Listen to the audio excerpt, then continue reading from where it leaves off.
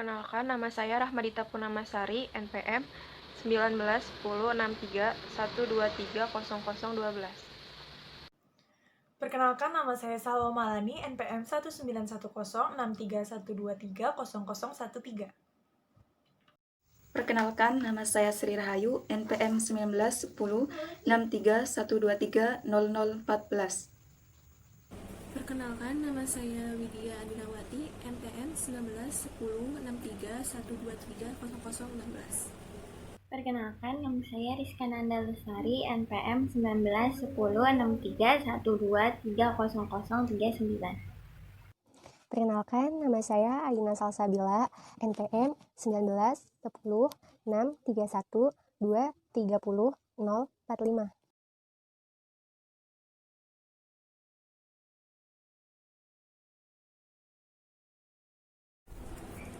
Abstrak. Kadar air dalam bahan makanan sangat mempengaruhi kualitas dan daya simpan dari pangan tersebut. Oleh karena itu, penentuan kadar air dari suatu bahan pangan sangat penting agar dalam proses pengolahan maupun pendistribusian dapat mendapatkan penanganan yang tepat. Penentuan kadar air dalam makanan dapat dilakukan dengan beberapa metode, salah satunya metode oven. Jumlah kadar air yang terdapat di dalam suatu bahan pangan sangat berpengaruh atas seluruh susunan persentase zat-zat gizi secara keseluruhan. Dengan diketahuinya kandungan air dari suatu bahan pangan, maka dapat diketahui berat karir dari bahan tersebut yang biasanya konstan. Kandungan air dalam bahan makanan mempengaruhi daya tahan makanan terhadap sang mikroba yang dinyatakan AU, yaitu jumlah air bebas yang dapat digunakan oleh mikroorganisme untuk pertumbuhannya. Pada praktikum dilakukan metode tepung dengan menggunakan sampel tepung yang memiliki kandungan air. Kata kunci kadar air, metode oven, tepung.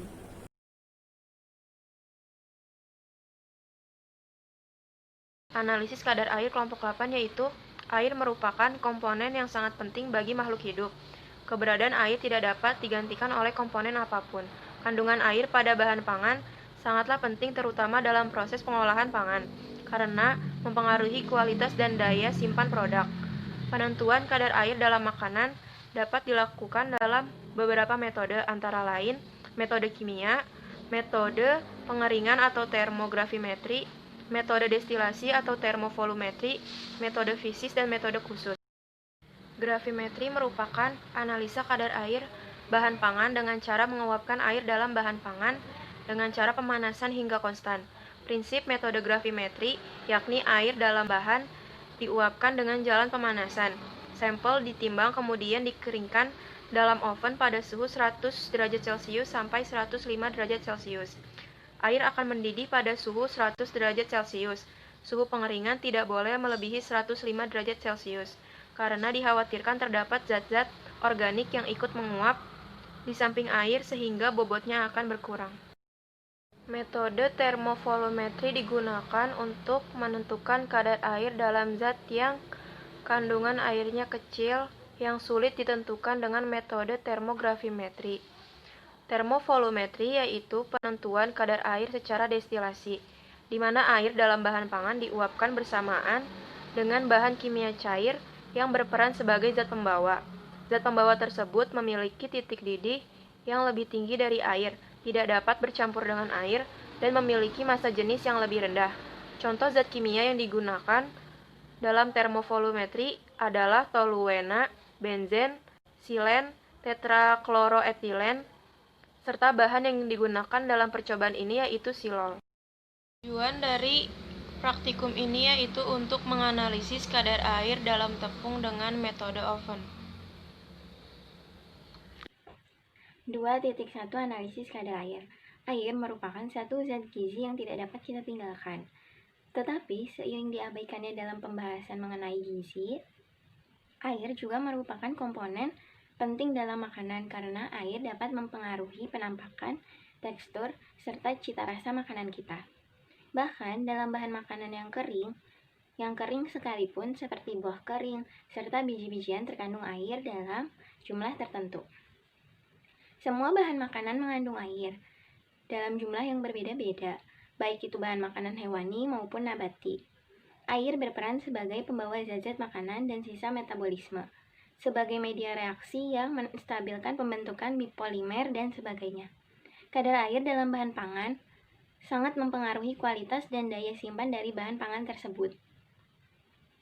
Oleh karena itu, penentuan kadar air dari suatu bahan pangan sangat penting agar dalam proses pengolahan maupun pendistribusian mendapat penanganan yang tepat. Metode pengeringan dan metode oven biasa merupakan suatu metode untuk mengeluarkan atau menghilangkan sebagian air dari suatu bahan dengan cara menguapkan air tersebut dengan menggunakan energi panas. Prinsip dari metode oven pengering adalah bahwa air yang terkandung dalam suatu bahan akan menguap bila bahan tersebut dipanaskan pada suhu 105 derajat Celcius selama waktu tertentu. Perbedaan antara berat sebelum dan sesudah dipanaskan adalah kadar air. Air dalam bahan pangan hasil pertanian dibedakan atas air bebas dan air terikat. Air bebas adalah air yang dikeluarkan atau dibebaskan dengan mudah dari bahannya, misalnya dengan pemanasan. Air terikat meliputi 1. Air yang terabsorpsi pada dinding sel dan komponen-komponen sel seperti protein, pati, selulosa, dan lain-lain. 2. Air yang terikat secara kimiawi pada senyawa-senyawa karbohidrat antara lain glukosa, maltose, laktosa. Garam, air, kristal garam seperti tartrat, protein, dan lain-lain. Kadar air bahan pangan merupakan pengukuran jumlah air total yang terkandung dalam bahan pangan, tanpa memperlihatkan kondisi atau derajat keterikatan air. Kadar air bahan pangan dapat diukur dengan berbagai cara. Metode umum yang dilakukan di laboratorium adalah pemanasan di dalam oven. Metode ini digunakan untuk seluruh produk makanan kecuali jika produk tersebut mengandung komponen-komponen yang mudah menguap atau jika produk tersebut mengalami dekomposisi pada pemanasan 100 derajat. Metode oven. Metode oven biasa merupakan salah satu metode pemanasan langsung dalam penetapan kadar air suatu bahan pangan. Dalam metode ini, bahan dipanaskan pada suhu tertentu sehingga semua air menguap yang ditunjukkan oleh berat konstan bahan setelah periode pemanasan tertentu. Kehilangan berat bahan yang terjadi menunjukkan jumlah air yang terkandung. Metode ini terutama digunakan untuk bahan-bahan yang stabil terhadap pemanasan yang agak tinggi, serta produk yang tidak atau rendah kandungan sukrosa dan glukosanya seperti tepung-tepungan dan serealia. Metode ini dilakukan dengan cara pengeringan bahan pangan dalam oven. Berat sampel yang dihitung setelah dikeluarkan dari oven harus didapatkan berat konstan, yaitu berat yang tidak akan berkurang atau tetap setelah dimasukkan ke dalam oven. Berat sampel setelah konstan dapat diartikan bahwa air yang terdapat dalam sampel telah benar-benar menguap dan yang tersisa hanyalah padatan dan air yang benar-benar terikat kuat pada sampel. Setelah itu dapat dilakukan perhitungan untuk mengetahui persen kadar air dalam bahan. Secara teknik, metode oven langsung dibagi menjadi dua, yaitu metode oven temperatur rendah dan metode oven temperatur tinggi.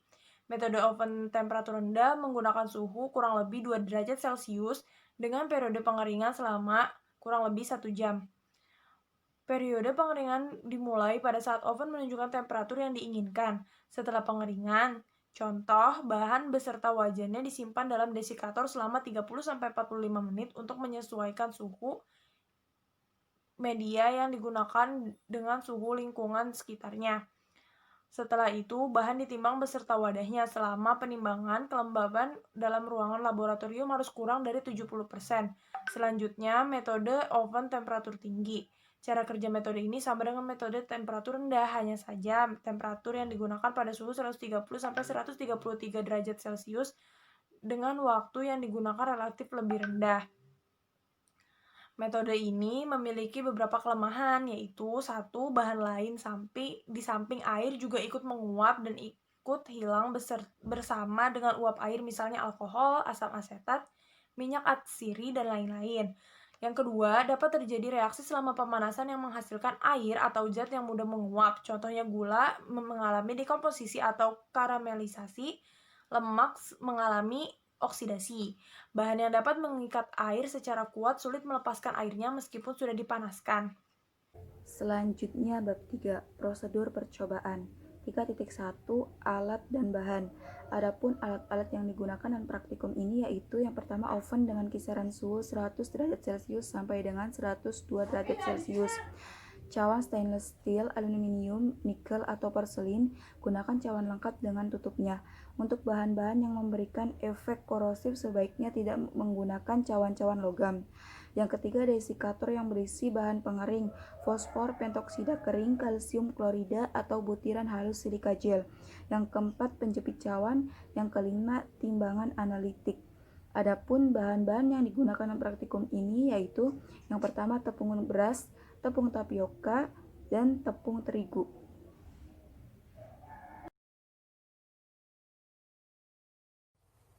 Kadar air yang didapat dalam berat kering pada ketiga bahan bervariasi, begitupun berat basah. Kadar air berat kering adalah perbandingan antara berat air di dalam bahan tersebut dengan berat keringnya. Sedangkan kadar air berat basah adalah perbandingan antara berat air di dalam bahan dengan berat bahan pangan. Nilai kadar air tertinggi terdapat pada sampel bahan pangan, tepung bumbu, dan yang terendah pada tepung beras. Hal ini dikarenakan pada tepung bumbu mengalami waktu pengeringan yang lebih singkat pada saat produksi di pabrik, sedangkan pada tepung beras waktu pengeringan yang agak lama sehingga kadar air yang ada lebih sedikit. Keberadaan air ini dapat mempengaruhi proses dan cara penyimpanan bahan pangan tersebut. Hasil pengamatan penentuan kadar air menunjukkan bahwa rumus persentase kadar air sama dengan sampel A dikurangi sampel BN per sampel A dikali 100%. Yang pertama sama dengan 10,07 dikurangi 1,24 per 10,07 dikali 100% sama dengan 87,6861966%.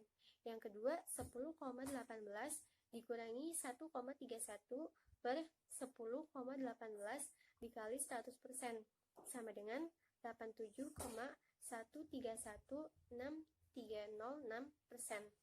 Yang ketiga 5,08 dikurangi 0,58 dibagi 5,08 dikali 100% sama dengan 88,582672%. Rata-rata tabel biru sama dengan 87,68619666% ditambah 87,1316306% dibagi 2, hasilnya 87,40899135%. Rata-rata tabel hijau sama dengan 88,582672% ditambah 89,6414343% dibagi 2 sama dengan 89,112056%. Rata-rata tabel orange sama dengan 81,76470559% ditambah 81,547619% dibagi 2, hasilnya sama dengan 81,656162,5%. Kesimpulan, dari percobaan di atas dapat disimpulkan bahwa kadar air dalam sampel 1 87,686%, sampel 2 sama dengan 87,131% dan sampel 3 88,582%. Kadar air dalam sampel tepung tidak memenuhi syarat komposisi menurut SNI 013751/2006 karena di atas 14,5%. Hasil pengamatan penentuan kadar air menunjukkan bahwa sampel 1 menunjukkan persentase kadar air 87,68%, sampel 2 87,13%, sampel 3 88,582%. Rata-rata tabel biru 87,408%, rata-rata tabel hijau 89,112%, Rata-rata tabel oranye 81,656%.